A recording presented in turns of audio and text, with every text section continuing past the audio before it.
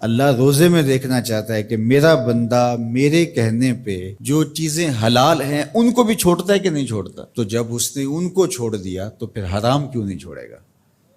اور جس نے روزے میں حرام بھی نہیں چھوڑا، غیبت بھی نہیں چھوڑی، جھوٹ بھی نہیں چھوڑا، لوگوں کو اذیت دینا بھی نہیں چھوڑا، تلخ رویے بھی ترک نہیں کیے، گالی گلوچ سب و شتم کا مزاج بھی ترک نہیں کیا، لوگوں سے رشوت لینا اور لوگوں کو اذیت دینا بھی ترک نہیں کیا، تو پھر وہ بھوک کاٹ رہا ہے. وہ اللہ کے حکم کی تعمیل نہیں کر رہا ہے، وہ تو کہہ رہا ہے کہ میں تمہارا امتحان لینا چاہتا ہوں، تم حلال بھی چھوڑو گے اور یہ حرام بھی چھوڑنے کے لیے تیار نہیں ہے. تو پھر وہ روزہ ہی نہیں. ہم ہر سال مشق کرتے ہیں، ماہ صیام گزر جاتا ہے، پھر جہاں کھڑے ہوتے ہیں وہیں کھڑے ہوتے ہیں، جبکہ روزہ تو 1 مہینے کی ٹریننگ ہے. 1 مہینے کی ٹریننگ کے بعد ہمارے عیب جھڑ جانے چاہیے، ہمارے گناہ دھل جانے چاہیے، ہمارے اندر کو تقوی کے نور سے مالا مال ہو جانا چاہیے. لیکن ہم نے مشق کی نہیں، ہم کام چور رہے. تو پھر نتیجہ کیا ہوا کہ جہاں کھڑے تھے وہیں رہے. تو روزے کا مقصد اتقاء کو پیدا کرنا ہے، اور ہر وہ کام جو اللہ کی ناراضگی کا ذریعہ ہے اس کو ترک کرنے کا نام تقویٰ ہے. اور اگر کوئی ایسا کام سرزد ہو جائے جو اللہ کی ناراضگی کا سبب اور ذریعہ ہے تو فوراً توبہ کی جائے، رجوع کیا جائے، ایسے امور بجا لائے جائیں جو اللہ کی رضا کا سبب اور ذریعہ بن جائیں.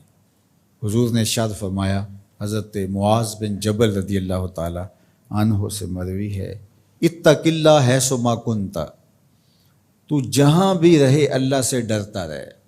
خلوت میں ہو، جلوت میں ہو، گھر میں ہو، مسجد میں ہو، بازار میں ہو، تنہائی میں ہو، ہجوم میں ہو، جہاں بھی تو رہے اللہ سے ڈرتا رہے. وَأَتْبِعِ السَّيِّئَةَ الْحَسَنَةَ، اور اگر تم سے کبھی کوئی گناہ سرزد ہو جائے تو فوراً نیکی کر، تم ہوا وہ نیکی اس گناہ کو مٹا ڈالے گی.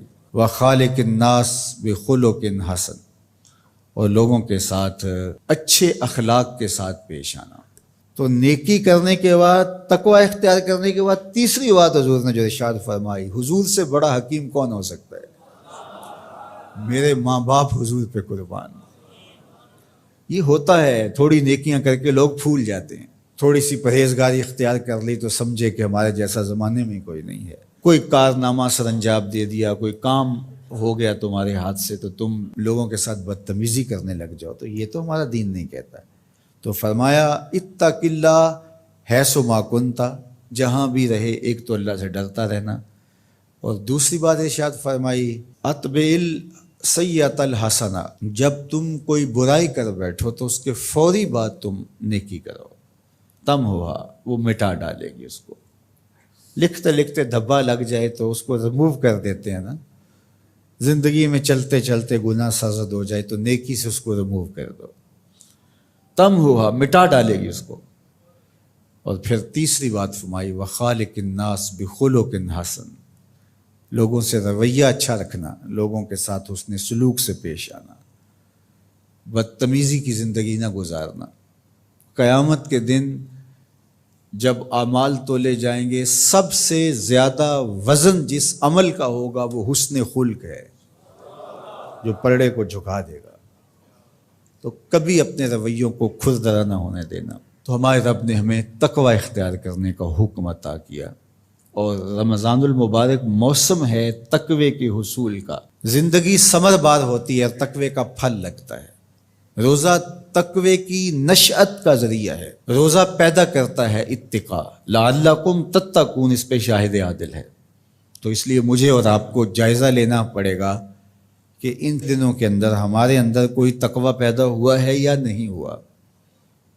میں اپنا جائزہ لوں اور آپ اپنا اپنے اندر ہی جائزہ لیں. ہم نے بھوک کاٹی ہے، پیاس گوارا کی ہے، رات تراویح بھی پڑھتے ہیں، تو کیا کوئی فرق پڑا؟ کوئی اتقاء کا نور نصیب ہوا؟ اگر نصیب ہوا ہے تو پھر مزید کوشش کیجئے بقیہ دنوں میں مزید نور نصیب ہو اور اتقاء کے اجالے حقیقت میں ہم پالیں. اور اگر وہیں کے وہیں کھڑے ہوئے ہیں، کوئی فرق نہیں سوائے بھوک اور پیاس کاٹنے کی، اور یہ ذہنی تاثر کہ ہم روزہ رکھ رہے ہیں، اس کے علاوہ میں کوئی فرق نہیں ہے، ہمارے باطن میں کوئی تبدیلی نہیں آ رہی، تو پھر ہمیں دیکھنا پڑے گا پیچھے مڑ کے کہ ہمارے روزے